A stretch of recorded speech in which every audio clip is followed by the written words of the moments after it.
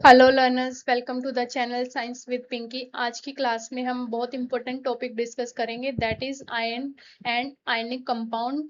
इनकी करेक्टरिस्टिक के बारे में पढ़ेंगे और कुछ आयनिक कंपाउंड उनके यूजेस के बारे में स्टडी करेंगे। तो let's start the topic. Let's start the topic. What is ion? तो जो आयन है वो क्या है? आयन एक तरह का ऐसा एटॉमिक पार्टिकल है जिसके ऊपर पॉजिटिव या नेगेटिव चार्ज है वो प्रेजेंट होता है। तो an ion is an atom or group of atom that carries an electrical charge due to loss or gain of electron. देखो, लॉस होएगा तो जो एटम है उसके ऊपर कैसा चार्ज रहेगा? नेगेटिव चार्ज रहेगा। अगर गेन ऑफ इलेक्ट्रॉन है तो उसके ऊपर, एटम के ऊपर कौन सा चार्ज रहेगा? आपका पॉजिटिव चार्ज है वो रहेगा। तो जो आयन है वो क्या होता है? जिसके ऊपर कुछ ना कुछ इलेक्ट्रिकल चार्ज होता है due to loss or gain of one और मोर इलेक्ट्रॉन्स। ठीक है।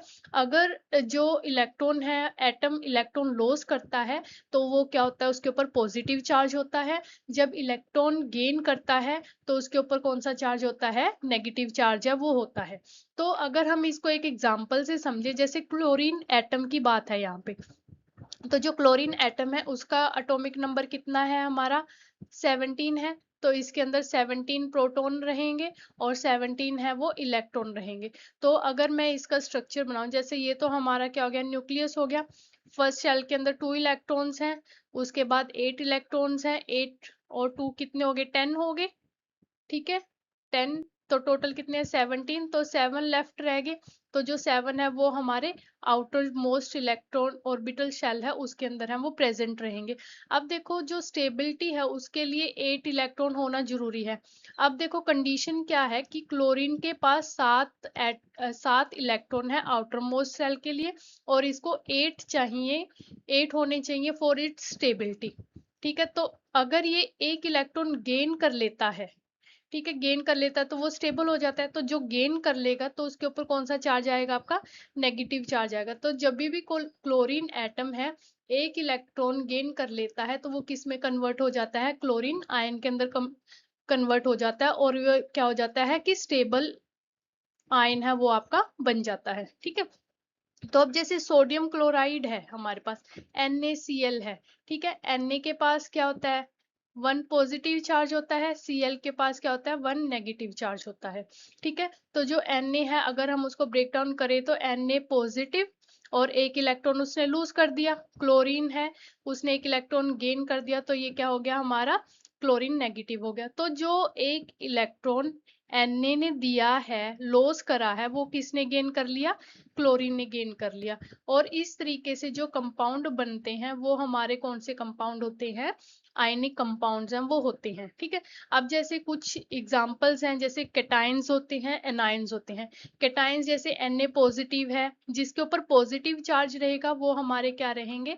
कैटाइन रहेंगे। जिसके ऊपर हमारा नेगेटिव चार्ज रहेगा वो हमारे क्या रहेंगे? एनाइन रहेंगे। Positive charge means loss of electron, ठीक है, और negative charge means gain of electron. ठीक है। तो जैसे इसके एग्जाम्पल हैं, सोडियम है वो हमारा कैटाइन का एग्जाम्पल है। कैल्शियम है, कैल्शियम आयन है। आयरन 2 है, NH4 पॉजिटिव। अमोनियम आयन है, ये सारे हमारे कैटाइन के एग्जाम्पल है। जैसे क्लोराइड आयन है, सल्फेट आयन है, नाइट्रेट आयन है, हाइड्रोक्साइड आयन है। ये हमारे किसके एग्जाम्पल हैं? एनायन के एग्जाम्पल है। ठीक है। तो जो हमारा ये आयनिक कंपाउंड बना है, ठीक है, इसका हम केमिकल फॉर्मूला है वो कैसे लिखते हैं? तो जो केमिकल फॉर्मूला है वो क्या चीज है? Represent, symbolic representation of molecule of a compound. ठीक है। जो कोई भी कंपाउंड है हमारा, ठीक है, उसका अगर हम सिंबॉलिक रिप्रेजेंटेशन करते हैं तो वो टर्म क्या कहलाती है? केमिकल फॉर्मूला है वो कहलाती है। तो जो केमिकल फॉर्मूला अगर हमें राइट करना है तो उसके लिए हमें एक टर्म है वैलेंसी, उसके बारे में पता होना चाहिए। वैलेंसी क्या है? It's a combining power of an element. Combining power का मतलब क्या है? कि वो कितने इलेक्ट्रॉन गेन कर सकता है या कितने इलेक्ट्रॉन है वो लॉस कर सकता है। वैलेंसी को हम एक सिंपल एग्जांपल से समझते हैं। जैसे ह्यूमन है, ठीक है, ह्यूमन के कितने हाथ हैं? 2 हाथ हैं, तो वो 2 हाथों से ले सकता है या दे सकता है, तो इसकी वैलेंसी कितनी हो जाएगी? 2 हो जाएगी। अब जैसे मैं एग्जांपल करूं ऑक्टोपस, ऑक्टोपस की कितनी आर्म्स होती हैं? 8 आर्म्स होती हैं, तो वो 8 आर्म्स के साथ वो ले भी सकता है, दे भी सकता है, मीन्स 8 इलेक्ट्रॉन वो गेन भी कर सकता है, 8 इलेक्ट्रॉन वो लॉस भी कर सकता है, ठीक है। तो जो वैलेंसी है वो रिप्रेजेंट करती है कि कितने एलिमेंट हैं वो कंबाइन होएंगे, कितने एटम है वो कंबाइन होएंगे, ठीक है। तो वैलेंसी हमारा क्या है कि कितने वो एटम, कितना कोई भी एलिमेंट या कोई भी एटम कितने इलेक्ट्रॉन लॉस कर सकता है या गेन कर सकता है, वो उसकी वैलेंसी है। अब जैसे वैलेंसी 1 है, उसके एग्जांपल हैं जैसे सोडियम है, पोटाशियम है, सिल्वर है, कॉपर है, ठीक है। तो ये क्या है? इनकी वैलेंसी है 1 है, मतलब पॉजिटिव साइन है, पॉजिटिव साइन है तो क्या होगा? लॉस ऑफ इलेक्ट्रॉन होएगा। तो ये सारे क्या कर सकते हैं? लॉस ऑफ इलेक्ट्रॉन है वो कर सकते हैं। जैसे हाइड्रोजन है हमारा, ये भी हमारा क्या कर सकता है? लॉस ऑफ इलेक्ट्रॉन कर सकता है, पॉजिटिव चार्ज है। बाकी देखो ये नेगेटिव चार्ज है, यहाँ पे भी ब्रोमीन के ऊपर भी, आयोडीन के ऊपर भी, इन सब के ऊपर नेगेटिव चार्ज है। एक नेगेटिव चार्ज है तो ये एक इलेक्ट्रॉन है वो गेन कर सकता है, तो इसकी वैलेंसी भी क्या रहेगी? 1 रहेगी। जैसे आपका अमोनियम आयन है, ठीक है, इसकी वैलेंसी क्या रहेगी? पॉजिटिव 1 रहेगी। हाइड्रोक्साइड, नाइट्रेट, हाइड्रोजन कार्बोनेट, इन सब की वैलेंसी क्या रहेगी? -1 गेन ऑफ इलेक्ट्रॉन है वो कर सकते हैं। वैलेंसी 2 है, जैसे आपका मैग्नीशियम है, कैल्शियम है, जिंक है, आयरन है, कॉपर है, इनकी आपकी वैलेंसी है वो कितनी है? 2 पॉजिटिव है, मतलब ये 2 इलेक्ट्रॉन है वो लॉस कर सकता है। जैसे ऑक्साइड और सल्फाइड है, इनकी वैलेंसी कितनी है? 2 नेगेटिव है, मतलब ये 2 इलेक्ट्रॉन गेन कर सकते हैं। कार्बोनेट, सल्फाइड, सल्फेट, इनकी वैलेंसी कितनी है? -2 है, मतलब ये 2 इलेक्ट्रॉन है वो गेन कर सकते हैं। एल्यूमिनियम और आयरन 3, इनकी वैलेंसी कितनी है? +3 है, मतलब ये क्या करेंगे? 3 इलेक्ट्रॉन्स हैं वो लॉस कर सकते हैं। नाइट्राइड, इसकी वैलेंसी -3 है, मतलब ये 3 इलेक्ट्रॉन गेन कर सकता है। फॉस्फेट है जो, उसकी वैलेंसी कितनी है? -3 है, ठीक है, मतलब ये 3 इलेक्ट्रॉन है वो गेन कर सकता है। अब देखो यहाँ पे कॉपर एक तो हमारे पास वैलेंसी 1 में आया, वैलेंसी 2 में आया, तो इसका मतलब क्या हो कि कॉपर की वैलेंसी है वो वेरी कर सकती है फ्रॉम 1 एंड 2। वो डिपेंड करता है कि कॉपर किस दूसरे एनाइन के साथ कंबाइन हो रहा है, ठीक है। Same in case of iron, कि आयरन की वैलेंसी देखो यहाँ पे 2 रिप्रेजेंट कर रहा है और यहाँ पे 3 रिप्रेजेंट कर रहा है, तो जो आयरन है उसकी वैलेंसी भी वेरी कर सकती है 2 और 3, depending upon the element in with which is combined, ठीक है। तो जो हम केमिकल फॉर्मूला लिखते हैं आयनिक कंपाउंड्स का, उसके लिए कुछ रूल्स हैं, ठीक है। वो क्या है कि जो वैलेंसी है और जो चार्जेस हैं वो मस्ट बी बैलेंस। अब देखो जैसे हमारे पास कंपाउंड है वो कैसे बनेगा? एक के ऊपर पॉजिटिव चार्ज होना चाहिए, एक के ऊपर नेगेटिव चार्ज होना चाहिए, ये लॉस करेगा तभी ये गेन करेगा, तब जाके हमारे क्या बनेंगे? आयनिक कंपाउंड है वो बनेंगे। तो जो चार्ज है वो बैलेंस होना चाहिए, जितना पॉजिटिव चार्ज है उतना ही हमारे पास कितना होना चाहिए? नेगेटिव चार्ज है वो होना चाहिए, ठीक है। तो क्या कहता है कि जब कंपाउंड के अंदर एक मेटल है या नॉन मेटल है, ठीक है, तो जो दो चीजें हैं, एक तो मेटल है एक नॉन मेटल है, तो जो मेटल है हमारे पास उसका नाम हम क्या लिखेंगे? पहले लिखेंगे, और जो नॉन मेटल है उसका हम क्या लिखेंगे? नाम बाद में लिखेंगे, ठीक है। तो जैसे कैल्शियम ऑक्साइड है, Ca हम पहले लिखेंगे और O है वो बाद में लिखेंगे। सोडियम क्लोराइड है, Na पहले लिखेंगे, Cl हम बाद में लिखेंगे, ठीक है। F आयरन सल्फाइड है, FeS है वो हम पहले लिखेंगे और S हम बाद में लिखेंगे। कॉपर ऑक्साइड Cu हम पहले लिखेंगे, ऑक्साइड है वो हम बाद में लिखेंगे, ठीक है। तो क्या रिप्रेजेंट करता है कि हमें आयनिक कंपाउंड के फॉर्मूले से पता लग जाता है कि जो पहला है वो हमारा क्या है? मेटल है, और जो सेकंड है वो हमारा क्या है? नॉन मेटल है। तो जो आयनिक कंपाउंड्स हैं वो पॉलीएटॉमिक आयंस भी हो सकते हैं, ठीक है। उसमें हम क्या लिखते हैं कि जैसे Mg है, MgOH ट्वाइस, ठीक है। तो इसमें देखो Mg2 पॉजिटिव है, OH के ऊपर एक नेगेटिव चार्ज होता है, बट चार्ज को बैलेंस करने के लिए हमें यहाँ पे क्या लगाना पड़ेगा, 2 लगाना पड़ेगा, क्योंकि Mg के ऊपर 2 पॉजिटिव चार्ज है, OH के ऊपर 1 नेगेटिव, तो अगर इसको हम 2 से मल्टीप्लाई करेंगे तो ये 2 नेगेटिव हो जाएगा बैलेंस करने के लिए। तो हम OH के कितने एलिमेंट लेंगे, कितने एटम लेंगे, 2 है वो लेंगे। ठीक है, तो जो पॉलीएटॉमिक आयन है उसको हम क्या करते हैं, ब्रैकेट्स के अंदर है वो लिखते हैं। अब देखो ये चीज हमारे पास ब्रैकेट के अंदर लिखी गई है, तो ये है। और जैसे हमारे पास एग्जांपल है NaOH, तो Na की भी वैलेंसी क्या है हमारे पास, +1 है, इसकी -1 है, तो इसके अंदर हमें ब्रैकेट लिखने की जरूरत नहीं है। ठीक है, तो अब जैसे कुछ हमारे पास आयनिक कंपाउंड्स हैं जिसके हम केमिकल फॉर्मूलाज लिखेंगे, और इसके लिए हम कौन सा मेथड यूज करते हैं, क्रिस क्रॉस मेथड है वो यूज करते हैं। अब देखो HCl है, ठीक है, H हमारे पास इसकी हाइड्रोजन है, वैलेंसी कितनी है, 1 है, तो चार्ज हमारा क्योंकि लॉस ऑफ इलेक्ट्रॉन करता है ये, तो पॉजिटिव चार्ज रहेगा।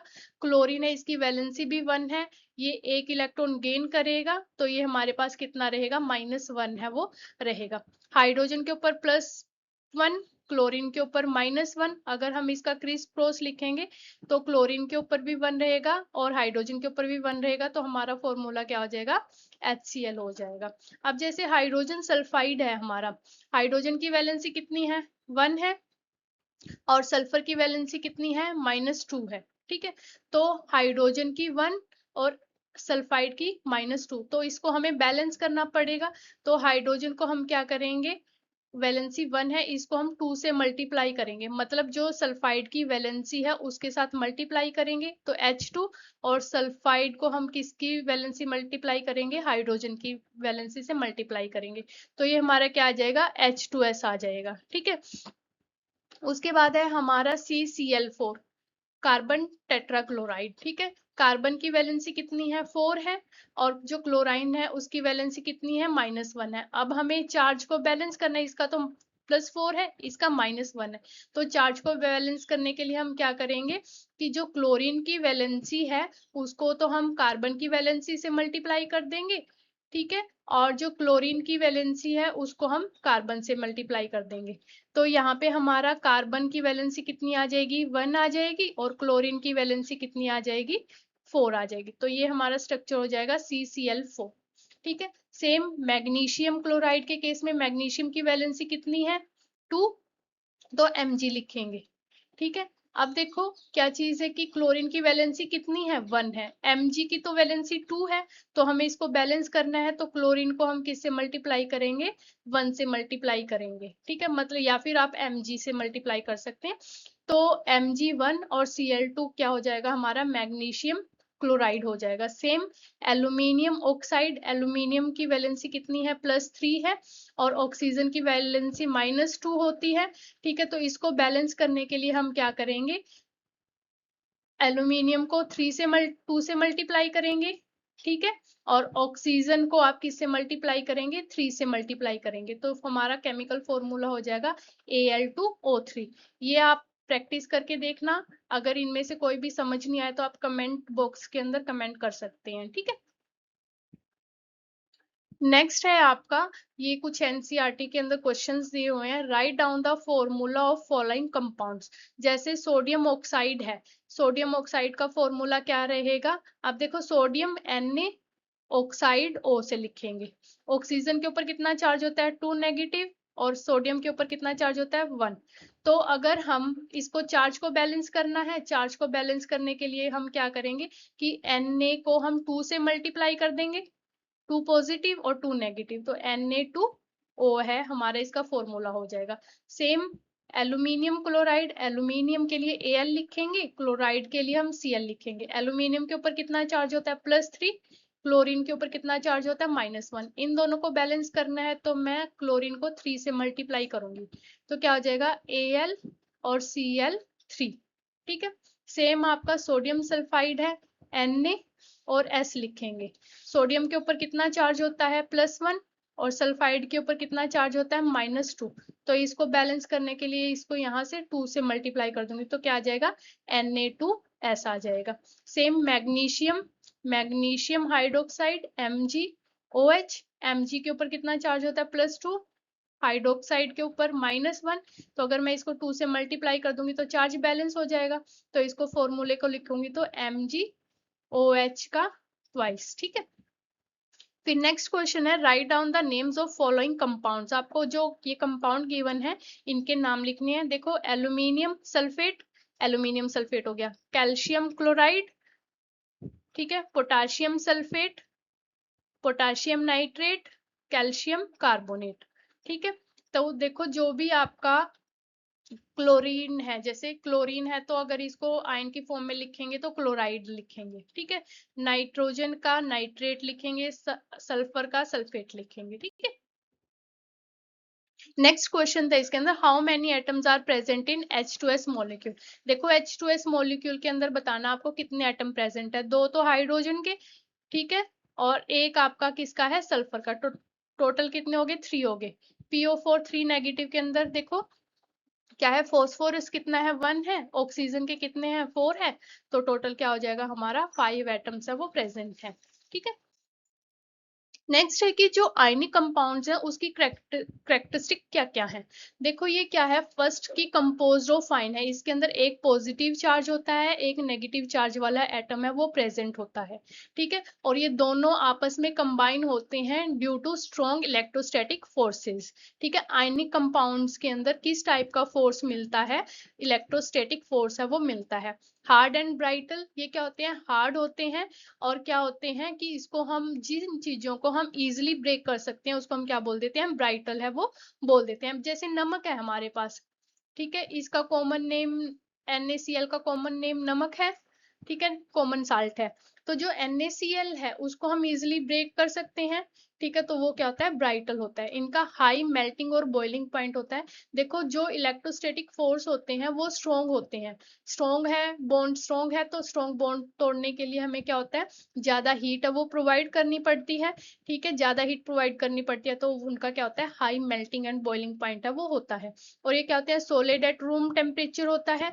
और ये क्या करते हैं कि जैसे हमारे पास NaCl है, अगर वो सॉलिड फॉर्म में है तो ये इलेक्ट्रिसिटी कंडक्ट नहीं करेगा, लेकिन अगर हम इसको मोल्टन या एक्वस स्टेट के अंदर ले आए, मतलब NaCl को हम वाटर के अंदर डिसोल्व कर दें, तो ये Na पॉजिटिव और Cl नेगेटिव के अंदर टूट जाएगा, तो ये आयंस के अंदर कन्वर्ट हो गया। तो आयंस क्या कर सकते हैं, इलेक्ट्रिसिटी है वो कंडक्ट कर सकते हैं। Do not conduct electricity in solid state, solid state के अंदर जो इसके आयंस होते हैं वो फ्री नहीं होते, इस वजह से ये इलेक्ट्रिसिटी कंडक्ट नहीं कर सकता। ठीक है, और ये क्या होते हैं, इजिली सोल्यूबल इन वाटर होते हैं, और जो जैसे आपका ऑर्गेनिक सोलवेंट है इसके अंदर क्या होते हैं, ये सोल्यूबल नहीं होते। ठीक है, और इसमें क्या है कि क्रिस्टल लैटिस मतलब एक पर्टिकुलर स्ट्रक्चर है वो बनाते हैं, 3 डायमेंशनल क्रिस्टल लैटिस है, इसके बारे में आप हायर क्लासेस के अंदर पढ़ेंगे। तो वो ये बनाते हैं स्ट्रॉन्ग आयनिक बॉन्ड, क्योंकि जो इलेक्ट्रोस्टेटिक बॉन्ड होता है वो क्या होता है, बहुत स्ट्रॉन्ग होता है, और ये इसलिए क्या होता है कि ये स्ट्रॉन्ग आयनिक बॉन्ड है वो बनाते हैं। ठीक है, कुछ आयनिक कंपाउंड्स हैं जिनका केमिकल फॉर्मूला आपको लर्न करना है और उनका यूज है वो लर्न करना है, ये 1 मार्क क्वेश्चन है वो आ जाते हैं। जैसे सोडियम क्लोराइड है, NaCl है, इसको हम टेबल साल्ट भी बोल देते हैं। पोटाशियम आयोडाइड Ki है, इसमें क्या होता है कि आयोडाइज्ड साल्ट के अंदर ऐड कर सकता है थायराइड की हेल्थ के लिए। ठीक है, सोडियम फ्लोराइड NaF है, ये क्या है, टूथपेस्ट के अंदर मिलता है।